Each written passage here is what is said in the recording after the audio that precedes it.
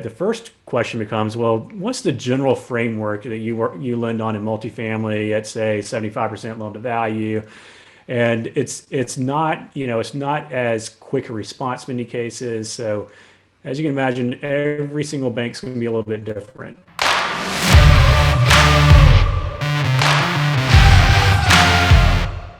Introduce yourself, Clay. Welcome to. Sure.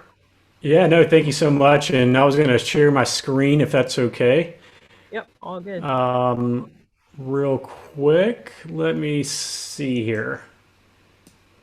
That, do you see that? I cannot see it actually. Oh, not yet. Because I didn't share it. My bad. Here we go. There we go. Okay, so can you see all that? Yes, we can. Pretty fancy. All right. Well, in tandem with the introduction, that's my family. I'm the one on the right, in case you can't. My name is Clay Allen, and I live in Atlanta, and been really born and raised in Georgia. I went to Samford University over in Birmingham, spent about 8 years there, and got my Master's of Science in Real Estate and CCIM designation. The reason I say that is I've kind of married myself to the industry at this point, and it shows a little bit with the 20 plus years of experience in real estate. I've never really delved away from it. 9 years with the banks, traditional banks, 9 years with GE Capital as a I guess a joint venture equity underwriter, as well as underwriter for CMBS and bridge products, and then a little bit of asset management at GE. And then another 5 years as an asset manager, a couple large multifamily owner operators, and joined Old Capital Lending back in August. So I've been with them since then. Have really, really enjoyed it. I love doing things like this. But my background, again, is primarily debt. And so I feel like I'm back at home at Old Capital.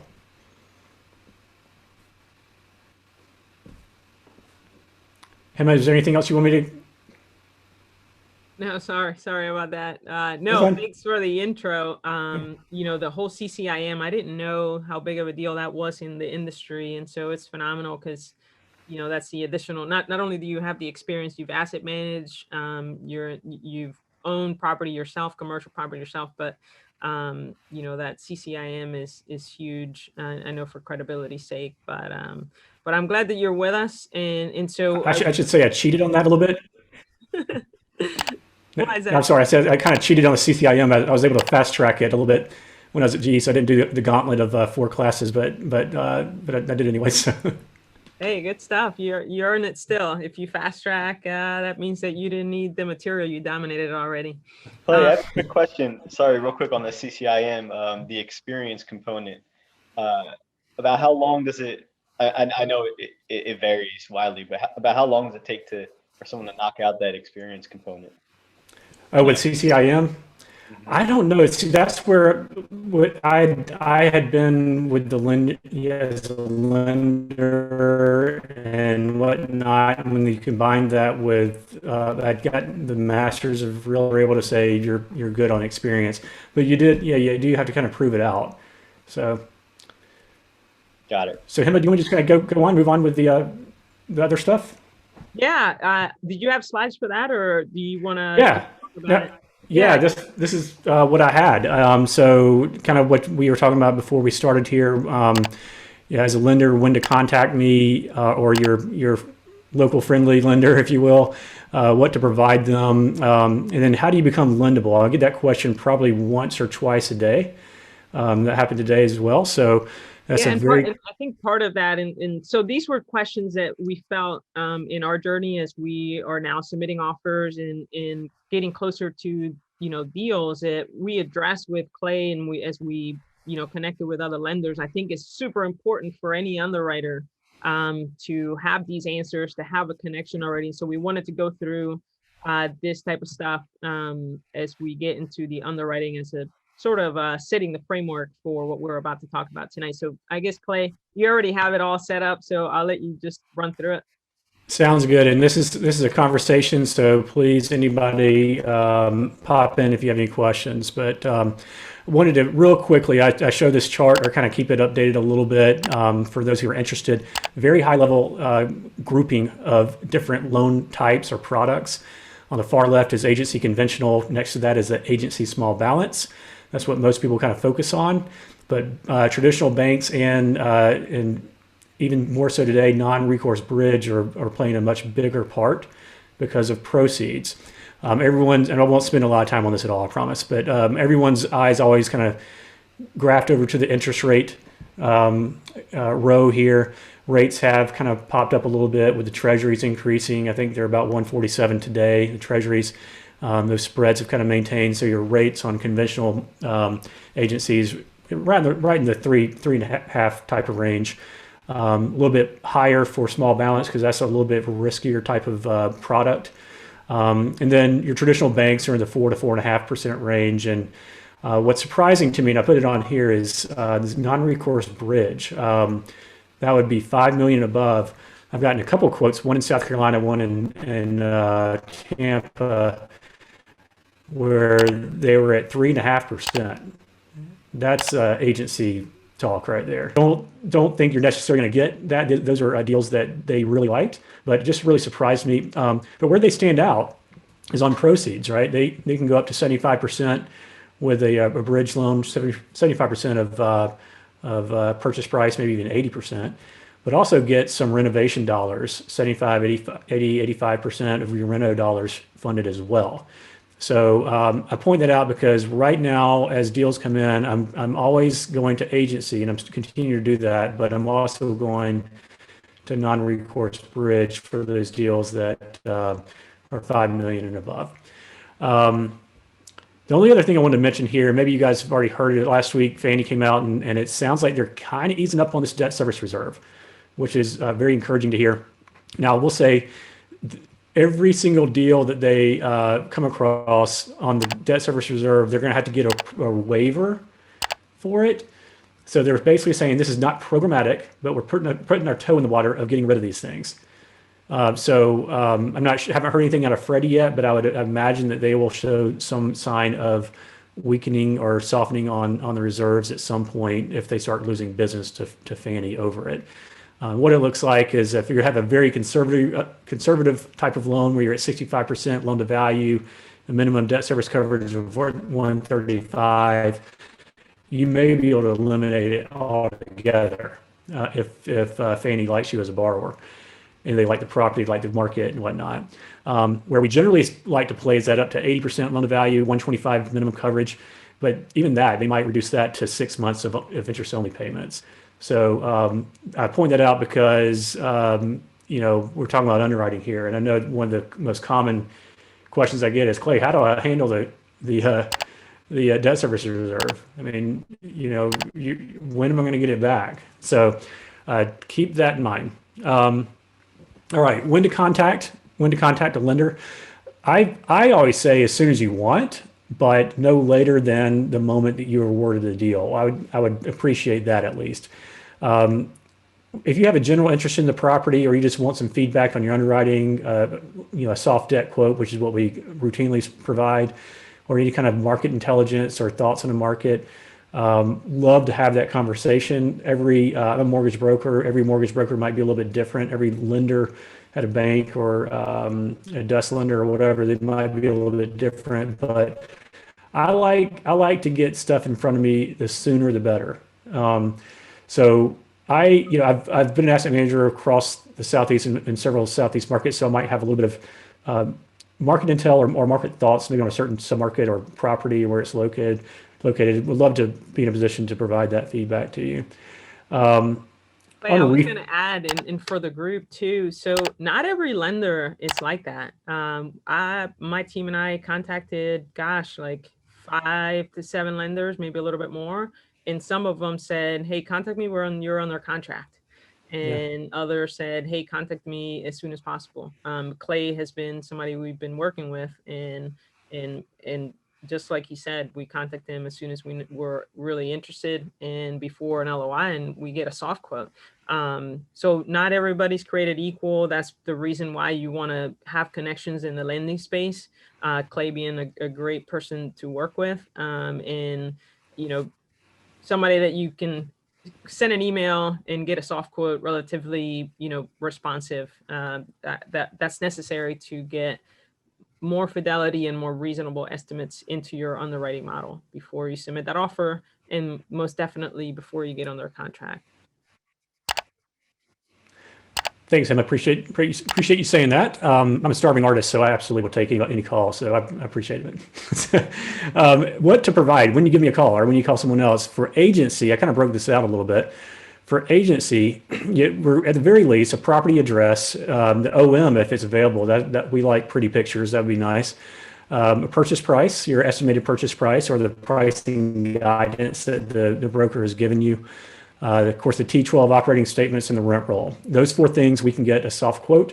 There might be some follow-up questions that come with it, but in most cases, it is enough to get you a reasonable framework for what you could expect on the loan when you close, so you can plot that into your underwriting. When we talk about banks and non-recourse bridge, especially with banks, keep in mind they are more focused on you as a sponsor and your ability to carry the debt service if something were to go wrong, because you're going to be guaranteeing that loan. So that's one of the questions that get up front. Liquidity and net worth. How do they look financially? The capital plan and budget, that's something every bridge lender will dig into, and they will want to know, because if they're going to be funding a portion of your capital budget, then they need to know something to go off of, and what your expectations are for increase in value, so they can kind of solve to an ARV, an after repair value. So those are things that you'd want to provide. I think one point on that. Can you go back one Clay? And this is tied to like the example that in the property that we're going to look at tonight is off market. The seller provided old financials by a couple of months.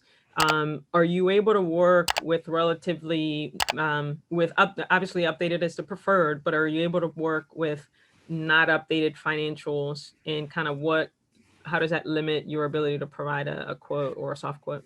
No, we can. It just becomes softer, right? Especially in the age of COVID. Right now, the focus is on collections, and it seems towards the end of the year, collections started to pop up, or non-collected rent started to pop up a little bit. And so we'll get into it in the underwriting session, but the trailing three is critically important. The trailing three income is critically important in your debt quote. So in this case, what we'll go over tonight, you're right, and it was a couple of months old. The big question is what happened in, I think it was November, December, or December, January. So we can provide you an idea, but it's kind of subject to things being somewhat equal to what we saw back in September, October, November, So yeah. Absolutely. And of course, with off market, you're not going to have a offer memorandum. So it's interesting to see the capital plan, budget, and financial statements just from the get-go to even get a soft quote from a bank, especially because it's so early. But I understand, they're looking at you sometimes harder than the deal itself. But yeah, with the banks, the way it generally works is, agency's pretty standard. So we have a number of lenders that we work with. And so I'll go across a number of different lenders, and it's generally 24 to 48 hours. I get feedback from the underwriters, kind of look at them, ask questions, see if there's anywhere to push, send it off to you guys. With banks, sometimes it's even tough to get anybody on the phone. But the first question becomes, well, what's the general framework that you lend on in multifamily at, say, 75% loan to value? And it's not as quick a response in many cases. So as you can imagine, every single bank's going to be a little bit different, where their pressure points are, what locations they want to be in, property or asset classes. So a little bit more massaging with the banks. Bridge lenders can get back to you. It's taken about 10 days, or not 10 days, but weeks these days, because of how in demand they are right now with the inability for agency financing to reach that max LTV. So. Awesome, thank you. Sure. So let's move on to how to become lendable, and I kind of pose it as an attractive sponsor to a lender. So the top there, I think you guys hear this ad nauseum. Generally, the sponsorship group needs to have a net worth that's greater than or equal to the loan amount. and liquid assets, that being cash, marketable securities, and cash value of life insurance, equal to or greater than the loan amount, 10% of the loan amount. So keep that in mind. I threw a couple others on here as well. Clean history. What I mean by that is, no major felonies in your background. No, if you have litigation, that's probably fine. If you have a lot of litigation, we got to talk. But either way, I would ask that you bring that up to your lender really first thing, so we can go ahead and get around that. And I can be talking with the agencies of up front before we go under contract, or not just contract, but under loan app. That happened to me back in December. Had a guy, he had a lot of real estate, very well off, very liquid, high net worth, buying a property down in South Florida, had it under contract, came to me, we got it apped, underwrote very well. I was doing high fives with our underwriters and whatnot, and then they ran the background check, and there was a ton of litigation. And it's because he was in the medical field, and he got kind of swooped up in a lot of class action lawsuits, not directed at him, but by virtue of the fact that he was in that industry, he got named as a defendant. And I got, a long letter from the attorney. We put it in front of Freddie, but at the end of the day, it was just not enough. They don't like headline risk. So headline risk is bad, and when there's a lot of litigation, they like to kind of steer clear of it. So we want to make sure we get ahead of that before anything else. Experience is probably. We had a question, sorry to interrupt. Sure. It was relevant to that point on net worth and liquidity from Zach. Zach, feel free to jump on, or I can read the question for you. Okay, I'll read it. Hey, sorry, it took me a second to unmute. Hey, Clay. My question was the net worth and liquidity. Is that for each member of the GP team needs to meet these requirements, or are you looking at the GP team as a whole need to meet the liquidity and net worth requirements? Yeah, sorry if I didn't mention that. That would be the entire sponsorship group collectively. So you can have $1 to your name. If someone, if one other person or the other people could make up that difference, then you're okay as a sponsorship group. And that brings up a good point too, because this is really who signs on the loan, the people that are signing. And sometimes if the group is larger and not everybody signs on the loan. Is that right, Clay? So yeah, I was going to mention that down here, and it's probably a good segue, I guess. We talk about experience, and what they're looking for in the way of experience is that you've served as a general partner or guarantor on 3 multifamily deals in the past. One of which has been held for 2+ years, and I have general proximity, that you're in general proximity to the asset itself, and that's kind of defined as within 100 miles or so of the property. So below, that's where I kind of get into that. We have a couple of options. I mean, people like myself and others. I've been doing this for 24 years. I've been doing asset management, whatnot. I felt like I had a lot of experience, but they would look at me and say, "Nope, you have no experience." Because you've never served as a GP, you don't own anything. So my options would be, okay, start buying up duplexes, quads, maybe a 10 unit, and scale up myself over time and become bankable that way. But that takes a long time, right? But the one thing I would highly encourage anyone in any circumstance, really, no matter how much money you have, if you lack the experience, I would bring someone on as a KP. If they have the trifecta where they have the liquidity, net worth, and the experience, even better, right? But what they're going to want to see, they being the agencies, they're going to want to see that person who has the experience and all that, the liquidity and net worth, they have some element of control over the affairs of the business, and also that they are signing on the loan, Hema, to your point. So yeah, keep that in mind. And I do want to come back to one thing. Yeah, we have like 2 more questions that I want to ask. Sure. In the interest of time, I'm just going to read them. But if you have a multifamily loan that's commercial, but it's with a local bank, does that count towards agency experience or your agency card? Do they see that as experience? That certainly helps. And what they want to see is that you have acted in good faith, you have repaid your bills on time. You're at a 125 coverage or above on those assets, So they're going to look at the schedule of real estate owned on your personal financial statement, and they're going to see that you own, 5% of ABC LLC, and that's a 200 unit property or whatever it is, and they'll look to see how it's generally performing. They're not going to get all in your business necessarily, but they do just kind of want to see at a high level what your overall LTV is, what your overall DSC is. That makes sense. And then there's one more that came in, and I know, Ken, you answered it, but Cliff asked, what counts as liquidity in terms of assets? And the differentiation of post-acquisition probably is good to mention here too. Yeah, so liquid assets is cash, these stocks outside of a 401k or a retirement account. So any marketable securities that is.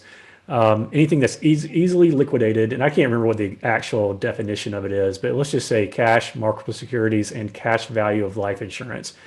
Now, one thing, I want to point this out real quick. On my personal financial statement template, I put it together, and I have life insurance on there. And so what people will do is plop in their term life insurance. If you have $1 million policy, that does not count one bit.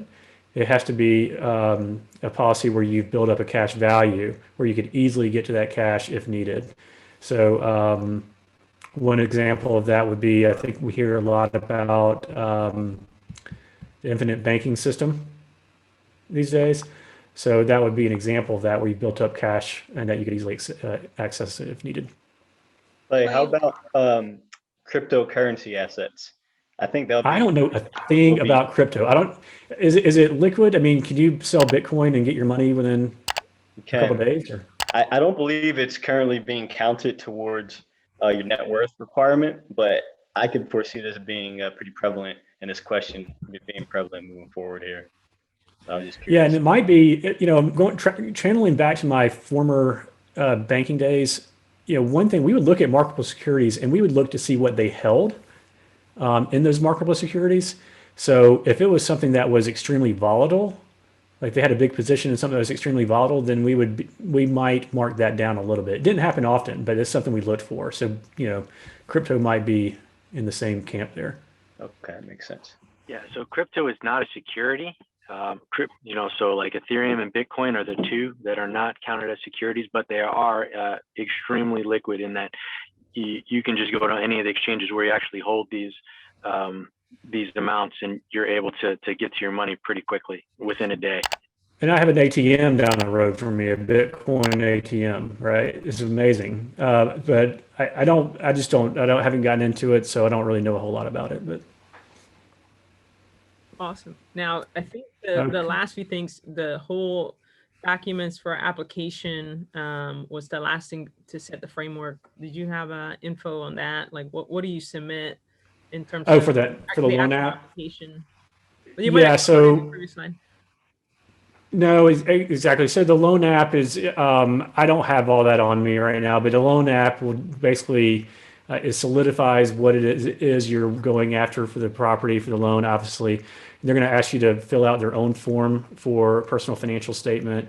At that point, you're going to be submitting your good faith deposit, and at that point, it gets handed over to underwriting. We're going to get third parties going. You're going to be working on your insurance with your insurance broker, getting that solidified, because that's one of the biggest long-term items and one of the things that can really throw your closing into a tizzy if you don't get that soon and understand any kind of let's say premium that you didn't expect in your underwriting. So yeah, it's not much. I would say just once you fill out the loan app, you're going to be providing an updated personal financial statement, and you can move on from there. Okay, cool. How about are we good to move to share screen, and then we can go through my underwriting? Or you have more? Absolutely. Oh, yeah, this is good. No, this is great. This Yep. is part of the questions, the loan assumptions and refinancing. Do we want to leave that for the end, or? Okay, that's fine. I can run through it if you like, or if you want to make sure we save time. I'll tell you what. Stop me whenever you want to stop me, and then we'll move on to the important stuff, which is walking through the underwriting. Does that work? Sounds good. All right. Sounds good. So just refinancing, I had it here on my notes, is something maybe to touch on. Why refinance? A couple of these are kind of duh type of responses. The loans near maturities being one of them. We kind of all know that if you want to continue holding the deal, you will want to refinance that. Pulling cash out is another. We all know that. If you've forced value in the asset, you want to pull cash out. That's a vehicle for doing it. You have a chance to lower your borrowing costs. We've seen interest rates fall a good bit, and so we've had a lot of refinance activity from that over the past year. Increase in cash flow, that might be in the way of, say, interest only, by way of a new loan, or maybe you are able to get that lower interest rate, extend the amortization, and then also non-recourse. That's a biggie. If you're coming from a bank loan, going to, say, a Fannie or Freddie, or maybe in a non-recourse bridge. But generally speaking, a Fannie or Freddie loan, being able to get that golden ticket of financing, non-recourse would be great. And when to do that, wanted to point this out. If you're wanting to pull cash out during your hold, what Fannie and Freddie want to see is that the loan has been seasoned, and what that means is generally just assume 2+ years. There is a vehicle to get it between 1 and 2 years, but you're not going to max out your proceeds. But 2+ years, you should be able to max out your proceeds if you have executed your business plan well and forced appreciation. So a couple things to be mindful of: your transaction cost. I mean, if you're somewhat, getting somewhat close to your exit, your sale date, it's just like your home. If you're going to refi your home, realize there's going to be 2 to 2.5% of your loan amount charged. So you have to do the math to see if it makes sense to do it at the time you want to do it. And then you will be incurring a new prepayment penalty. And the last thing you want to do is to lock on, let's say, yield maintenance when you are 3 or 4 years out from selling the property. So keep that in mind when you're considering a refinance. And so this is Gema. I named this property after you. This was called the Kristen Apartments before, and I got this off Google, by the way. I don't know where this is, but it was the Kristen Apartments, and you have come in and rebranded this, painted it and whatnot. And this is a 100-unit property acquired back in 2018. So about 3 years hold at this point. $80,000 per unit is what you paid for it. You got a 5-year loan with a step-down prepayment. You did a great job executing on your value add, and so with that, your loan is now seasoned. So you're kind of past that 2-year mark. You've at this point renovated every single unit, all 100 units, and this is kind of small, but if you're looking at the middle column, you'll see how where you've increased the value. The gross potential rent, you've increased it by $150 per unit. You've been able to improve your vacancy loss and maybe your other vacancy, maybe employee units and whatnot. Reduce that down to 6% from 7%. So you've added value to the property. You've gotten a little bit of help as well from rent growth. So that very bottom line, you went in promising your investors that you were going to deliver a 7% cash on cash. You've been able to increase that to 12% cash on cash, and we're still focused on the middle column there. So go to the right column, the refinance. There, what we're looking at is your estimated value. This is what the property is worth today. And so if you kind of go down the column there, you can, in this case, qualify up to 70% loan to value.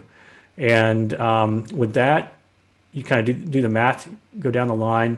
You're going to pay off your loan, the 5.7. That's an amortized loan at this point. And you've got some prepayment penalty to take care of. This is a step down, remember, so you're paying about 2% at this point on the prepayment penalty. Closing cost, you're going to cash out about $1.8 million, which is fantastic. So I want to pause there real quick and just as you think about this in your underwriting, where we started was $2 million in equity, right? We're going to cash out $1.8 million. So what the lenders generally like to see, it's not a hard and fast rule, but what they like to see is that you still have some skin in the game. And what their rule is say 10% of the original equity check. So I kind of backed into this. It worked out to a 70% loan to value. You still have about a couple $100,000 in the deal, but you're returning that money to your investors, or you're doing something else with it. But in most cases, you're returning that money as a return of equity. So let's drop down to the bottom again. The property cash flow now is actually a little bit less because you have higher debt service. You borrowed more money, even more favorable terms, but you borrowed more money, so your property cash flow is less. So you're now at a 9% cash on cash, which is higher than what you were when you bought the property, but less than where you built. But when you look at it from the point of returning that equity to your investors, that kind of works out to a really solid cash on cash because you have such little equity in the deal still, right? So I wanted to point that out as just how it looks, the power of refinance if that's the path you want to go down. Are we okay on time? Yeah, we have about 30 minutes. It might be good to pause here and jump Okay. to underwriting and then come back to a few of the questions that came in. Trina had a really good one. Let's see. And stop sharing. I will share my screen. And partly here, what we wanted to have you do, Clay, is kind of poke holes and from the lender's perspective, share the differences in what you're seeing with underwriting, how we as a, let's see, there we go. We as a investor are underwriting and how you see it when you're giving us a quote, as well as you're the largest partner that we have in the deal.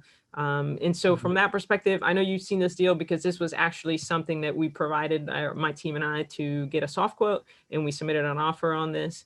Won't get into the specifics, but it was a $7 million property.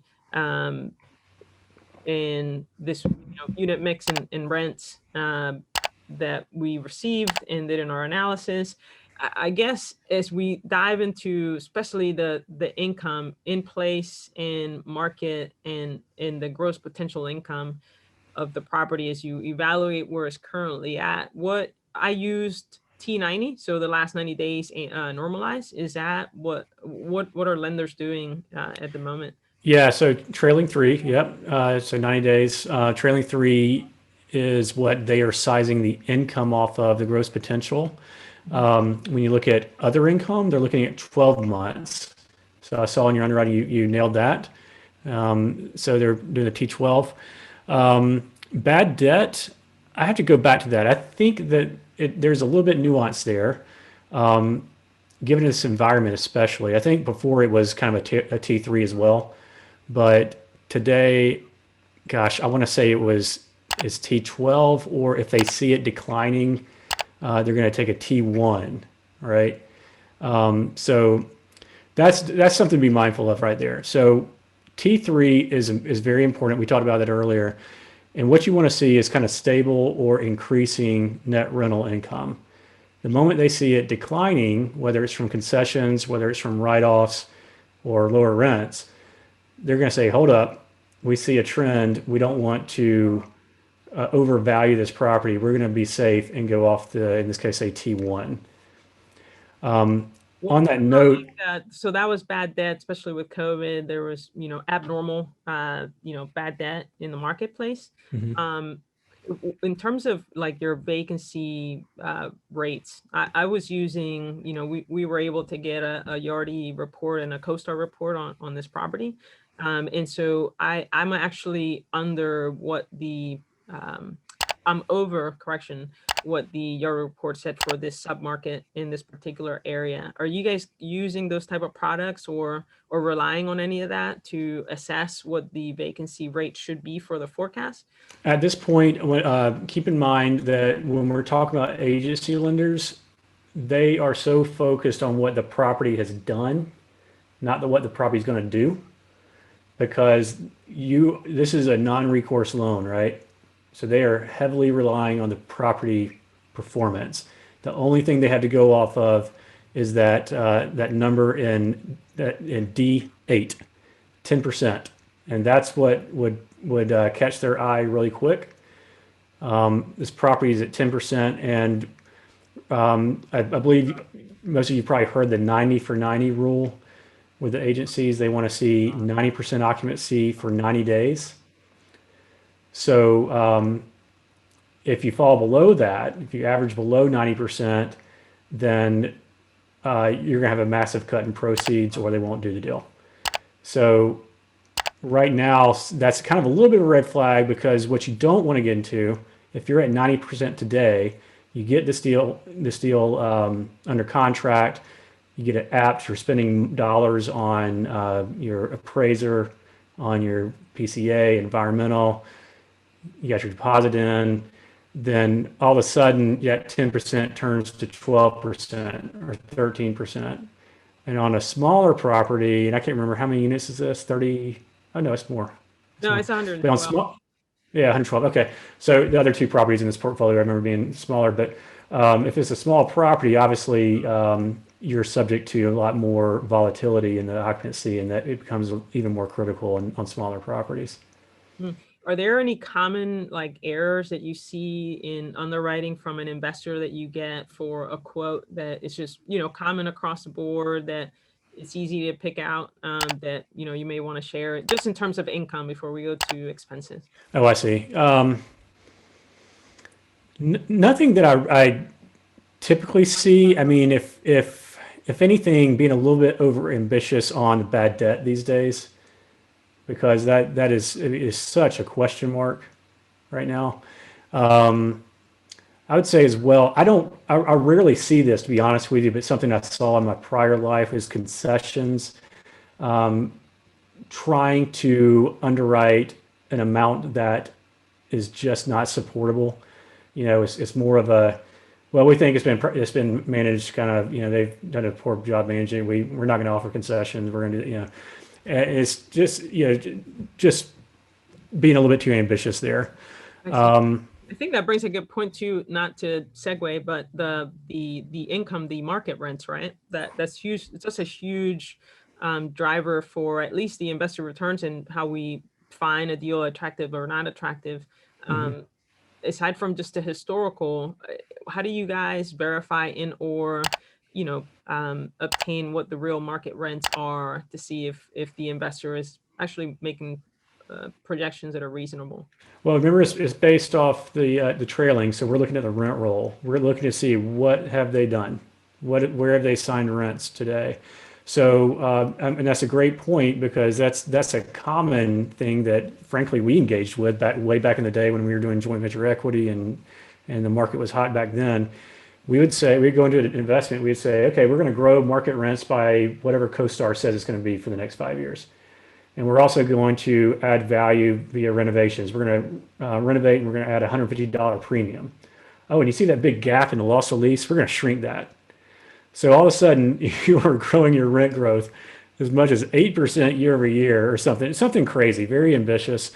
You just don't go in. Like, it's very rare to really find deals that are truly, where rents are truly being signed well under market. There has to be a story there, and you really have to prove it out. And that's a great point. You said basically you are going through historical rents, what they have achieved, and so the valuation for that loan to value is going to be tied to that value, not to what we see in the future. And so, what that means is if we're overpaying for a property based on beyond what the current ownership has achieved, and now the market's driving the prices up, you're still only going to provide, that 75% based on the value that they achieved. So yeah, absolutely. And we just closed a deal. I had a deal closed down in Bradenton, Florida, this past week, and the story there, it was a smaller deal. This thing was like 18 units, but the owner bought it in February of last year and put some money into it, and it was just a poorly managed property, honestly. When he bought it, he put a lot of good reporting around it. I think he renovated maybe 6 units, and he showed on the rent roll where those rents were before and where they are now, all 6 of them. And so that helped sell the story to the agencies that yes, this actually is legitimate, because my borrower was buying it obviously more than what the seller bought it for. He had created value in a very short window of time. But that's exactly where the lender went to prove that out. Okay. And Clay, I know in a previous slide, we mentioned when we're collecting when the lender's collecting some initial docs from from the investor. They want to see like an overall business plan or renovation budget. So isn't some weight given to that business plan, which I assume in these value add strategies would be to maybe burn down the loss to lease if that's their value add play, or complete some renovations and bump the rents up. Yeah, that's very important for bridge lenders and for banks. Banks are traditionally bridge lenders, but I kind of separate them out. So non-recourse bridge, backed by like debt funds or life cos or something like that, and then your traditional banks, they want to see what you're going to do with this property. Okay. And now agencies want to know as well. They want to know the story because it's going to go in their write-up. But again, they're kind of a boring type of lender. They just want to know what this property's been doing, and they're going to, based off of that, they're going to assume that's what's going to come. Okay, that makes sense. It really varies, lender to lender. And before we move on from the income section, I think we have a related question here in the chat box. The agency 90 for 90 rule, is that 90% physical occupancy or economic? Yes, physical, and then there is an economic measure, and I can't remember if it's 85. I think 85, maybe 83. I can't recall exactly, but there is an economic component to it. Great, thank you. Awesome. Well, those are great questions, and I know we have a few others that are waiting for their questions that are not tied to either of these. So we'll kind of wrap up with the expenses and then exit assumptions, Clay. As you look at expenses, at least what I did is T12 is essentially T12, but there's some that you can verify, especially prior to submitting the LOI based on the property address, the parcel number. You can go into the property tax website. And this was an interesting one. I know we talked about it very briefly. When I went through the tax records in the assessor's page, it showed the paid amount was this amount, the 57, but what they had in their T12 was this 75 number. So what's kind of your thoughts on that in any of the expenses? Do you guys do anything differently with the expenses? Yeah, so let's stick to the property taxes for now. That obviously stood out to us, and the underwriter picked up on it as well. So I can look at his workbook. I can see that where he jotted in what he ended up doing was simply growing that 75,000 by 3% because he didn't have a good answer for why it was so high. But he, absent any kind of explanation, I don't blame him. He has to go with that until we can feed him, give him some feedback. So if we had a chance to dig into that a little bit more with the seller, I think we may have found that maybe it was some back taxes or who knows. But yeah, he on the side, he went ahead and did kind of the same math that you did, and that he went to the tax commissioner's website, pulled the tax bill, and applied the millage rate to the appraised value or the assessed value, and he backed into about a $57,000 amount.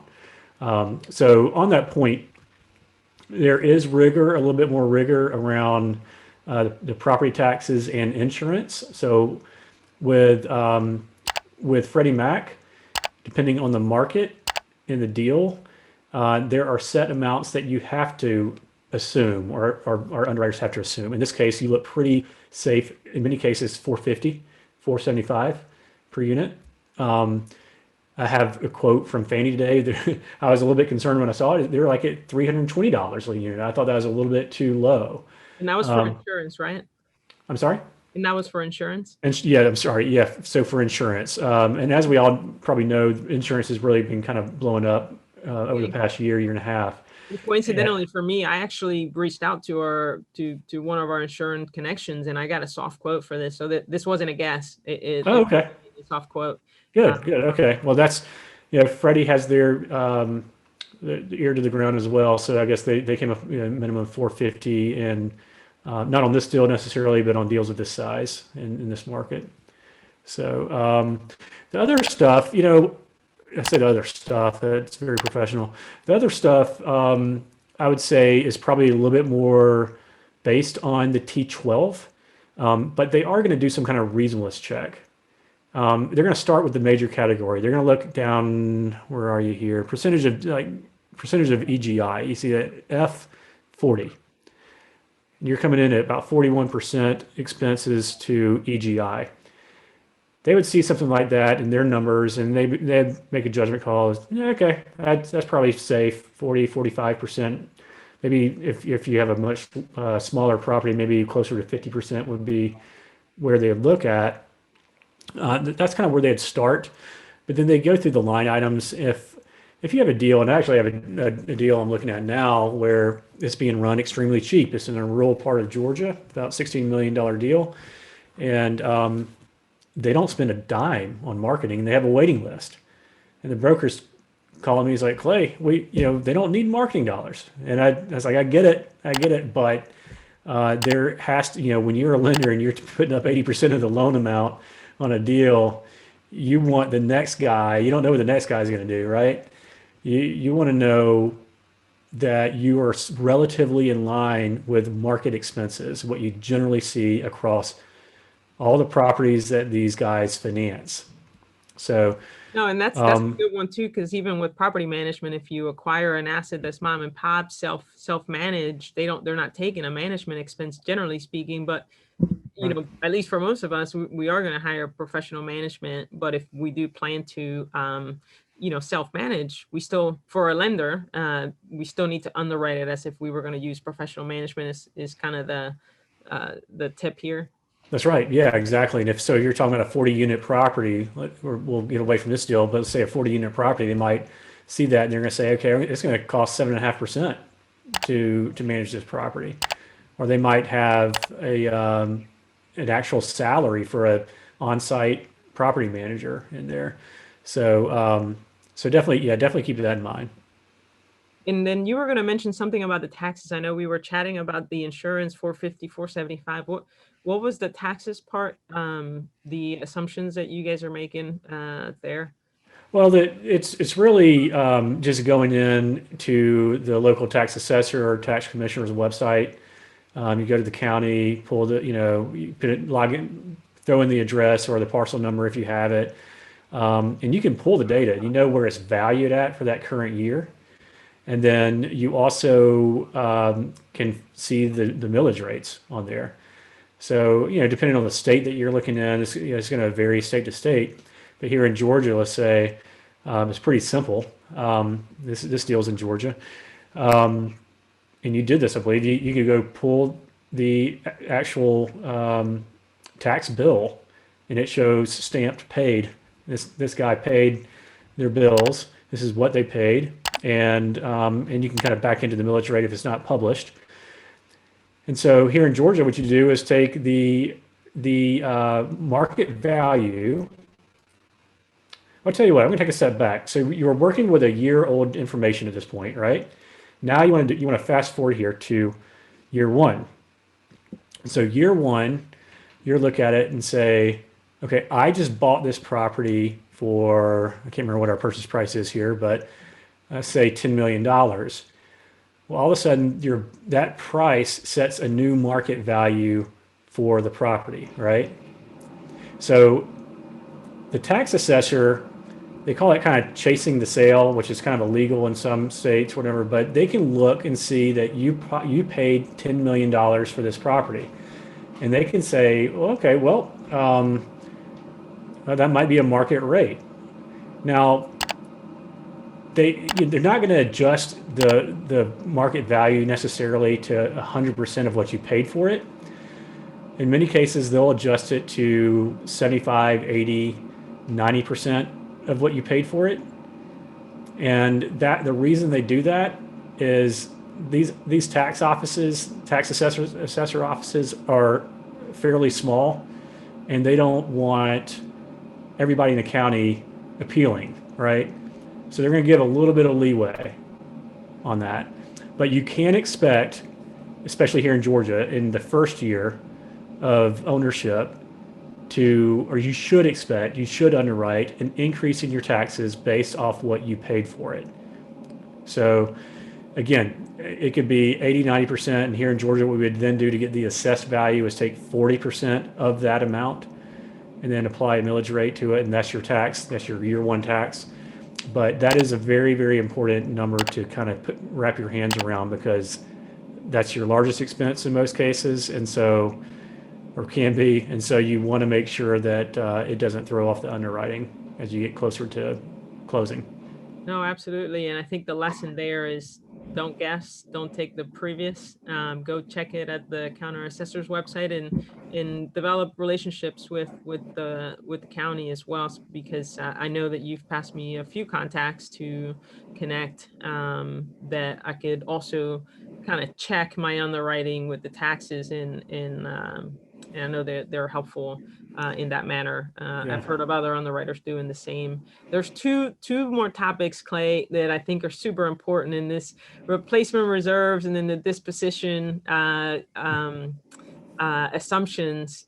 With the replacement reserves, are you guys including them above the line, below the line? How are you evaluating there? It doesn't really matter. It kind of matters what the lender does, right? And they're gonna size off of, including the replacement reserves at the end of the day. But the one thing I would say about replacement reserves, and no one's gonna like hearing me say this, but $300, $250 is kind of the typical amount that we all underwrite to, and you might even have a PCA that supports that. When you take that property over, you're paying a lot more than that, right? If you think about all the things that go below the line, and say we're talking about capital cost, recurring capital cost, HVAC units that you're replacing on a regular basis. It could be carpet replacements. It could be even full paints. Just a number of things. What I generally have seen back in my asset management days is no less than $500.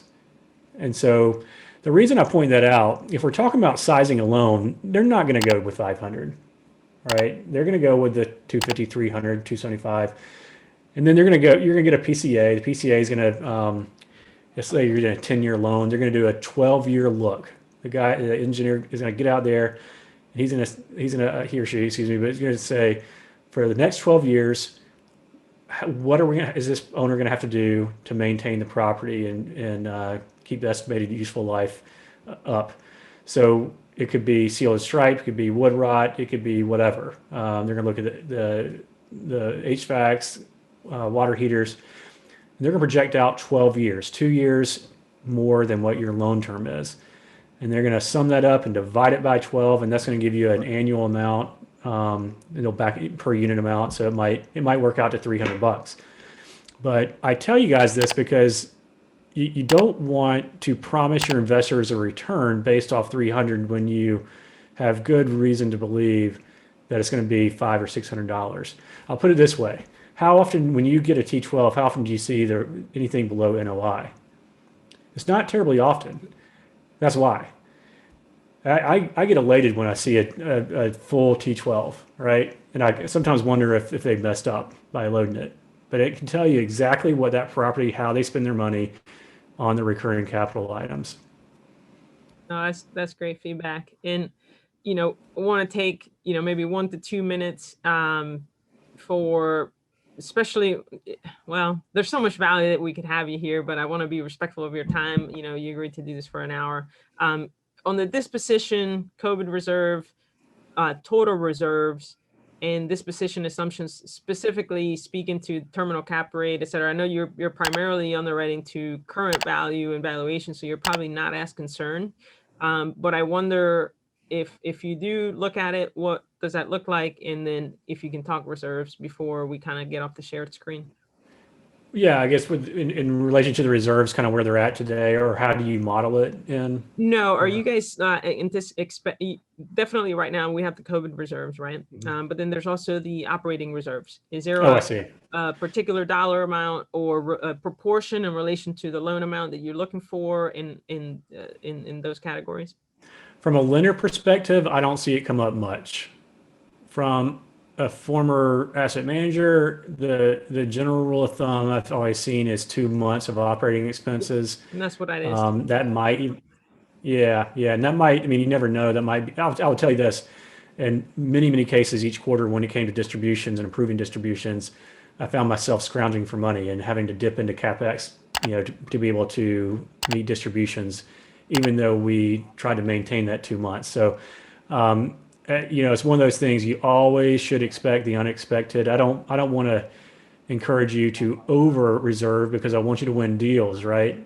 But at the same time, just kind of remind you that I've seen so many things happen on all the deals I've worked on that just came out of the blue. You never really knew it was going to come. You've no way of even anticipating it. So it's hard. It's easy to eat into that reserve. It's hard to build it back. No, that's great feedback.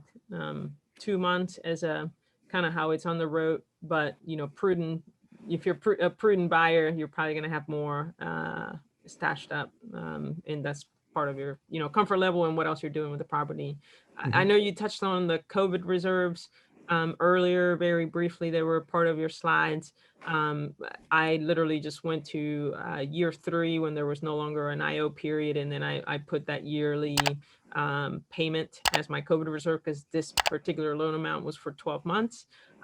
What I didn't do, and because this was again initial underwriting, I didn't put it back in.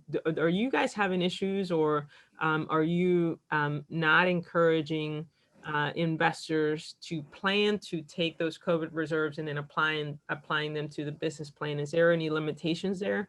Can I not essentially add them back to my CapEx if I'm doing some exterior renovations or interior renovations, sort of plan to use that money and so raise a little bit less because I'm planning on using that amount? Yeah, so it's not a lender concern so much, but I'll tell you what I would do. Because I don't want to lose a deal over a COVID reserve, I would look at what I had planned for capital over the next 5 years or whatever your hold amount is. And I would make sure that I had plenty of available capital to address, obviously, the lender required repairs that have to be done within a year or 18 months, whatever the amount may be. I would make sure you have enough to address any amounts that you have to kick off your value add program, so you're not sitting around twiddling your thumbs for a year and hoping that you get those back to do renovations. You want a good runway to execute on your capital plan, right? So it's okay to expect those amounts. The issue that we have right now is these COVID reserves came about as we record this about 11 months ago, and generally speaking, we're supposed to get them back within 12 months. So we don't have a lot of data to say, yeah, you're gonna get them back. Don't worry about it. The lenders are playing nice. We do see how it's written, how you can get them back, but I just can't tell you that, month 13 you're gonna have $288,000 in your checkbook, your checking account. So, but I think you're gonna get them back. I wouldn't worry about that too much. I would just keep that on the periphery, those amounts on the periphery of your capital plan. Awesome. Well, I'm going to stop sharing and I know there were some really great questions in the group, and if we miss anything, Clay, that you wanted to share from a lender's perspective, please feel free. And I know, Trina, if you're still on the call, I would love to, either unmute or Troy, if you can read her question. Trina, you still on? If not, I can read a question for her. All right. So Trina asked, for net worth and liquidity, is it calculated based on after-tax values, or is it just the market value? I'm not following the question, but I'll tell you what it basically is. It's really, when we talk about the net worth and the liquidity, it's based off the loan amount. So am I hearing that wrong? Or no, I'm sorry, I actually didn't complete the question. Maybe this will be better. For example, if I have stocks in a brokerage account, is the capital gains taken into account, or is it just the market value? I click on my brokerage account and I see what it is that day and put that down on my. Yeah, that's a really great question. I mean, that's something that most people don't think about. And honestly, I'm trying to channel back to my former lender days. I remember looking at that, but not being terribly concerned. What we look at, and this is probably really how it works, is what do you put on that personal financial statement? What is it worth today? So the whole idea of not being able to count your retirement amount, like I could go out tomorrow, we could liquidate our retirement accounts, right? And we could have money in our bank within 3 days, 2 days, but it's going to be deeply discounted. Because of that, they just don't count it. You probably shouldn't run up too much on that with marketable securities. I mean, yeah, you could have capital gains or whatnot, but I think the idea is that it's liquid. You can get it immediately. So I wouldn't worry about that too much. And I think everybody's tax situation is different. So I don't Mm-hmm. think lenders are going that deep into everybody's, personal tax situations, I would assume. But Yeah. that was a good question. Awesome. We have another Hey, one from there's, Ken. was there I any think more We had questions? one more from Ken. Ken, I believe there was one that we didn't address. Correct me if I'm wrong, but you can hop on here and unmute. Yeah, this excellent presentation. Like you said, when you're looking like on the refinance and the execution of the business plan, are the gross rent like increases and the vacancy rate decreases the two main metrics, or is it just the bottom line NOI? Like, Yeah, that was just purely by way of example. You could come in and operate the property a whole lot more efficiently and reduce those expenses. The biggest bang for the buck in your value add, though, will always be the top line. There's like a multiplier effect to that. So, what my counterpart in Dallas, James Ng, I think everyone probably knows him from a lot of videos he puts out. He'll tell you that the line item that he pays the most attention to when he looks at all of his LP investments is the growth in NRI. So that's why I kind of threw it out there. Yeah, but you can add value. I think the biggest point to take away from that, though, is that what they want to see is that you're actually forcing appreciation. You're not, if you're in a situation where you're not growing your rents, but cap rates are dropping like crazy, they're not going to give you as much credit, or maybe any credit, if they see you not effectively operating that property and just wanting to cash in on a market value. So, yeah. Hey, Clay, before we, in NRI, that's net gross income? Sorry, net rental income. Net rental income. Yeah. So generally speaking, yeah, I mean, every group a lot of groups treat it a little bit differently, but generally speaking, it would be your potential gross, less any kind of loss to lease or gain to lease, vacancy, any kind of employee units or staff units, that type of thing, concessions. Am I leaving anything out? So bad debt, a lot of cases is kind of below that. Sometimes it's above, but it's below. Other income is below. So yeah, that top line, that net rental, that's kind of the lifeblood, I guess, of your asset. No, that's great. And I guess, one parting lasting actually, no, I have two. One parting question. There's a lot of, with the low rates the way that they are, I'm starting to see deals where the sellers are open to loan assumptions.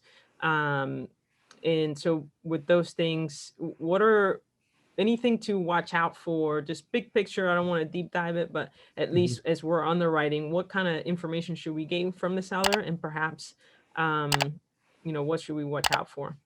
I'm pulling up my notes because I had a loan assumption page on here, but I just want to make sure awesome. I don't forget you it. can share the screen. I mean, No, that's okay. I'll spare you guys for the boring slides. So yeah, just looking at it, I just want to make sure I cover everything I was going to cover. Things to consider, I guess, when you assume a loan, don't expect that you're going to be able to come in and negotiate new interest only. You're assuming an existing loan. If they've already burned through their IO, they've burned through it. So you're not going to get that. You can get a supplemental, and that's another topic, probably a supplemental loan. That's a second mortgage, basically. But you can only go up to about 75% loan to value. These days, that's good anyway, getting to 75% loan to value. But keep that in mind. In many cases, if you're going to acquire a property and acquire it free and clear of any debt, then you can, in most cases, get up to 80% loan to value. But if you assume the loan, get a supplemental to bridge that gap, then you can only go up to 75. So that's something to consider.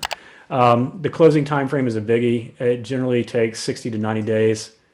And so, now you'll probably have a seller that will be mindful of that, and you can build that into your PSA, but but keep in mind it's going to take longer to close it.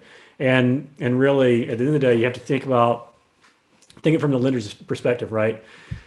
They have a known quality here, or quantity. They know who their borrower is. This borrower has been performing, paying their bills, and then comes you and you want to buy this property. They're going to look at you and your wherewithal and your experience, and they want to make sure that you are going to be a good replacement borrower. So now you can't go necessarily into the seller's finances and know where they stand and what their experience is and blah blah blah, but let's say, Clay Allen, who hasn't owned or GP'd a deal, wants to buy a 200 unit property that Greystar has owned and been operating. That's not going to work. So keep that in mind. I don't know. Yeah. Any penalties or fees that we should be underwriting that are outside of the norm? Well, when, for a penalty, for a fee, 1% is what you're going to pay generally for an assumption fee. And you're going to be using the same lender that currently has the loan. You don't have the ability to take it to anybody else. So if you don't like CBRE for some reason, you had a bad experience with them. I'm not saying anybody does, but you're not going to be able to get away from CBRE if they already have the loan. What else? You mentioned fees. There's sometimes you have an option. If there's a deal that's being offered, and you and I looked at a deal outside of Chattanooga that was like this, where the seller had a loan that I think $400,000 was the prepayment penalty. They didn't want to pay that, so they offered the deal at $3.1 million, and that kept you from having to pay that prepayment penalty for them. You're inheriting out of market debt or unfavorable debt, and because of that, you're getting a cheaper price for the property, $3.1 million. Or option B is to basically pay their prepayment penalty. He's going to increase the price by $400,000. You're going to pay $3.5 million for it. So by way of that example, you'd be paying their penalty. That's a fee, obviously.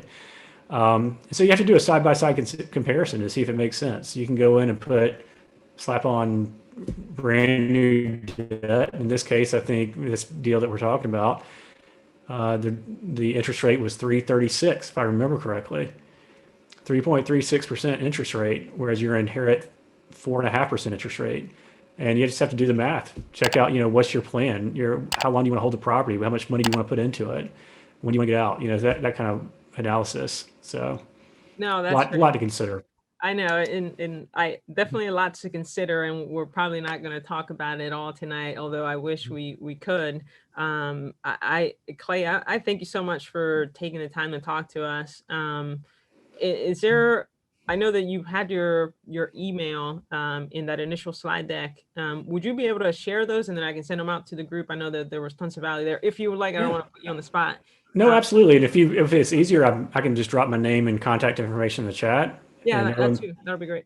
Okay, I'll just do that. And if anybody has a pen, want to write down my phone number, feel free to give me a call at 678-357-2631.